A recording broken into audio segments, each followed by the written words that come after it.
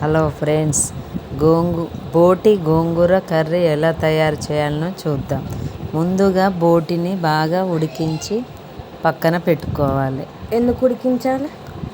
ఎందుకంటే అందులో అంతా అది గలీజ్గా ఉంటుంది కాబట్టి ఉడికించి అది శుభ్రంగా కడిగి పక్కన పెట్టుకోవాలి.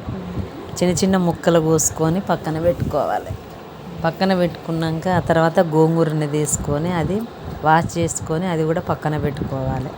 తర్వాత ఉల్లిగడ్డలు, పచ్చిమిర్చి కోసుకొని పక్కన పెట్టుకోవాలి. ఆ తర్వాత స్టవ్ వెలిగించి గిన్నె పెట్టుకొని దాంట్లో తగినంత నూనె పోసుకొని ఆ తర్వాత ఉల్లిగడ్డలు, పచ్చిమిర్చి జీలకర్ర, పోపు గింజలు, పచ్చిమిర్చి వేసుకోవాలి. జీలకర్ర, పోపు గింజలు వేసుకున్న తర్వాత ఉల్లిగడ్డలు, పచ్చిమిర్చి వేసుకొని కలుపుతూ ఉండాలి. అవి గోల్డెన్ కలర్ వచ్చే వరకు వేగినాక తర్వాత శుభ్రం చేసుకున్న బోటి ఉందిగా అది అందులో వేసుకోవాలి. వేసుకొని కలుపుకొని మూత పెట్టుకోవాలి.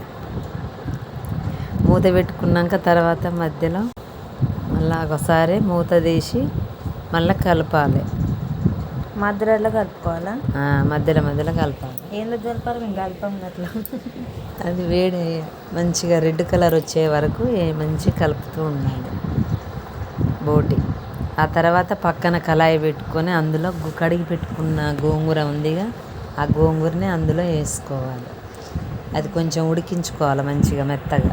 మరి అట్లా డైరెక్ట్ దాంట్లో వేస్తే అందులో పీస్ ఉంటుంది, మంచిగా ఉండదు. కొంచెం మెత్తగా ఉడికించుకున్నాక తర్వాత మళ్ళీ బోటి కర్రీని కలుపుకోవాలి. అది రెడ్ కలర్ వచ్చే వరకు చూసుకోవాలి. అంతలోపు ఈ గోంగూరని వేయించుకొని అది మెత్తగా అయ్యాక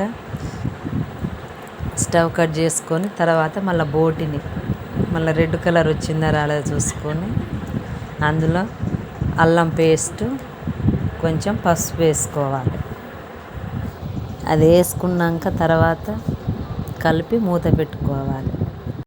ఆ తర్వాత గోంగూరని తీసుకొని అది మళ్ళీ బోటి కలుపుకొని అందులో ఆ గోంగూర తీసుకొని అందులో వేసుకోవాలి. ఆ బోటి కర్రీలో ఉడకబెట్టిన గోంగూర బోటి కర్రీలో వేసుకోవాలి. వేసుకొని మొత్తం బాగా మంచిగా కలుపుకోవాలి.